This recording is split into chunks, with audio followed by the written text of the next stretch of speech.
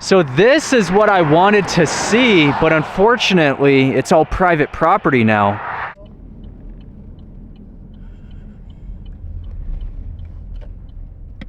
And that's it. Yeah. That's so cool. So all those windows, that's where the rooms were at. Yeah. And then next to it was the gas station. Gas station, and I think they had like a little convenience store. Okay. And there might have been a restaurant. Yeah, so a whole little resort. Yeah, this was like the Igloo Resort. It's the halfway point between Fairbanks and Anchorage.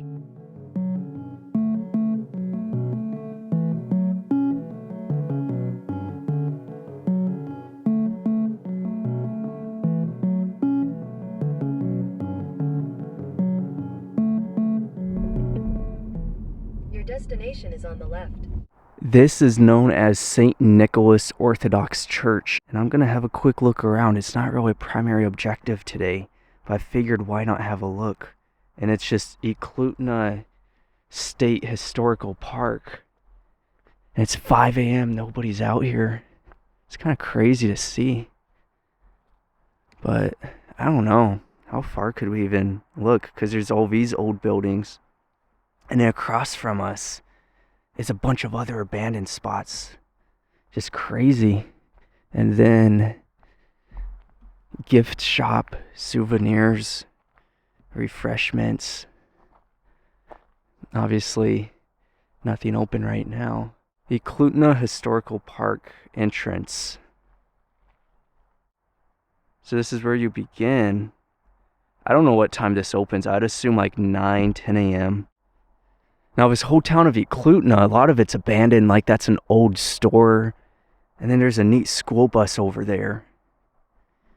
And yeah, it's freaking freezing, of course, because we're outside of Anchorage, freaking Alaska, man. That's crazy. There's all a bunch of band stuff over there too. Look at all that.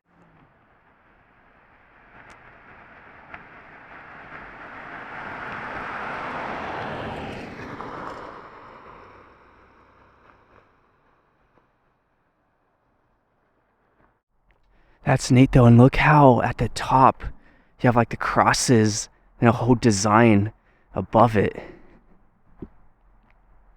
Then continuing, let's see, this is just gonna say security alert, 24-hour video surveillance, but then that's it.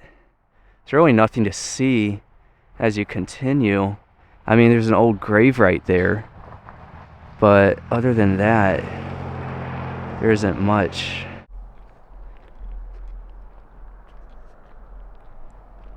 Yeah, check this out. Directly over on this side is the old store. Obviously, they close it off now. You can't get into it. But it's really freaking neat. This kind of closes off. Oh, the old bus. That's so cool, and there's a car behind it. Wow. See, I don't know if this is even part of it, so I'm not trying to, I'm just going to walk this loop real quick. Then we're going to get out of here, keep going. Another old building.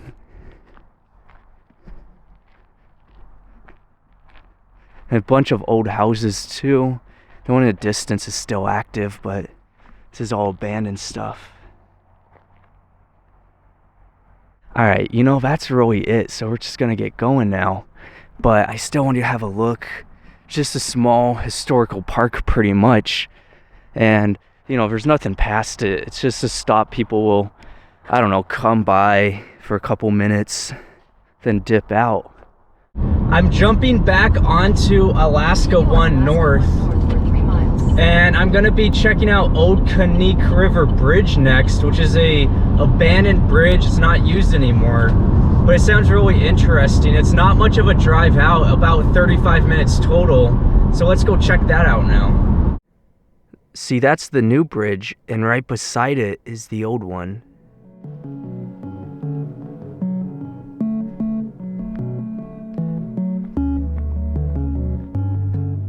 We could just walk out on a whole thing. And what I love is, look how thin this road was. Obviously, over the years, roadways are getting larger and larger. But when this one was active, the 60s, 70s, 50s, freaking, they didn't need that big of vehicles, you know, so this whole thing was the road. I could, you know, my Suzuki would fit on this. My Tacoma, it would be taking up half of this road. That's crazy. See, that's the new bridge, but it just isn't as characteristic as this old one. It's pretty bland. Like I said, anywhere you look is an amazing view. The huge mountains beside me. So that's a bunch of people camping right on the embankment in their RVs and tents. I didn't expect that.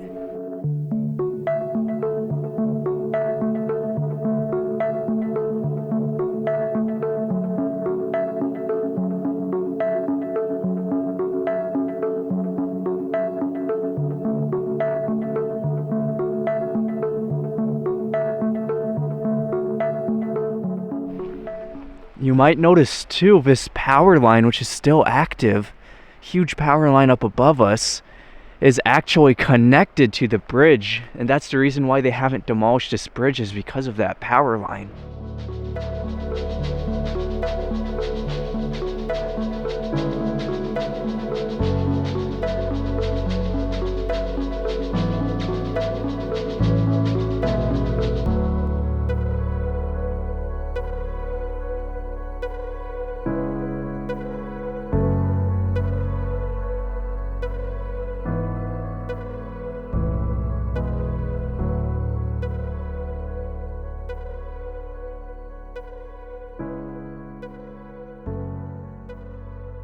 Something I love about Alaska is everywhere you look, every corner just has an amazing view. Freaking right ahead of us, some massive mountain peaks. And then as you're driving, you're just gonna see more and more.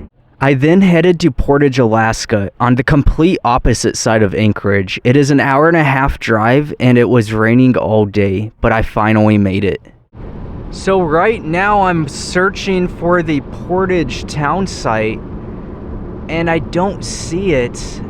And you never really know how a lot of these places are until you actually get to them. I'm just looking out for old ruins right now. Unfortunately, I don't know if anything's actually left. The swamp may have taken everything. But pretty much, the whole thing is just looking around, looking out the window, seeing if we see any old houses. There used to be houses years ago, but they might not be any longer. Like, I don't see anything. You have arrived. Yep, this is the town site. Damn. Oh, check that train out, though. Oh, it's so sick. Ah, that's a passenger train. That's awesome. I always wanted to ride in one of those. See? Portage Glacier Highway. But there's no information about the town. The whole town is gone, pretty much, unfortunately. There's supposedly some ruins, but I don't even... Let's try pulling over. Private property, no trespassing. See, this is how it is sometimes. Half the videos I try to film, they don't always work out. Portage Creek Trailhead. Yeah, that's the end of Portage. Once we cross this bridge, that's it. It was just that one section.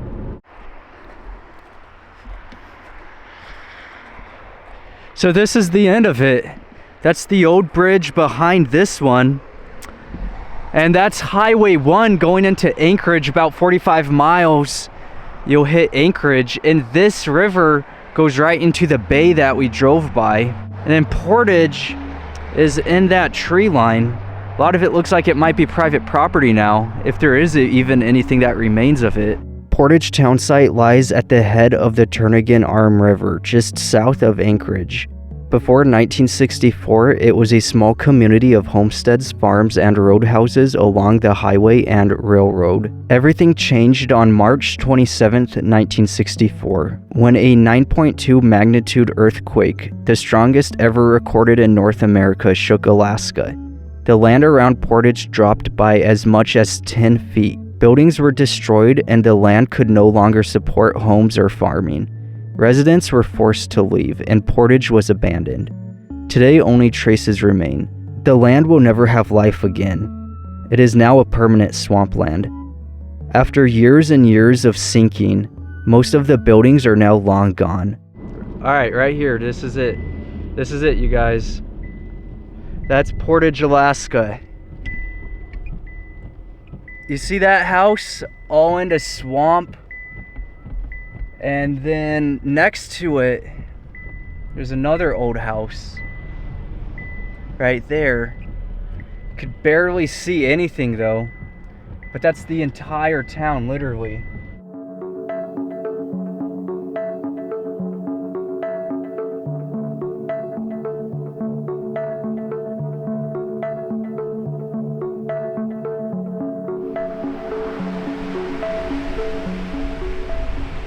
So I was just driving back and I found this on the side, Bird Point, which is a scenic overlook, but it's crazy windy right now.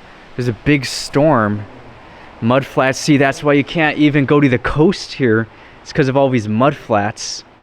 All right, let's see this overlook.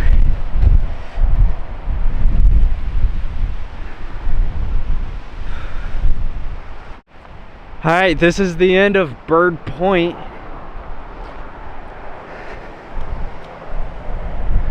It's nice, it's amazing though.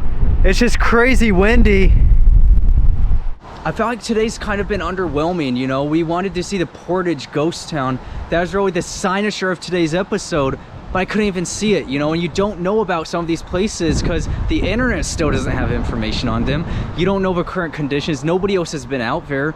And you know, it's just not stuff that's really relevant. So a lot of the places I go to, I'm the first one to go explore that area, and sometimes it just doesn't work out. Portage was a great example of that. And it is crazy windy, and it's supposed to rain for the rest of the week, but I think we're still gonna be able to get some good content out, get some good videos.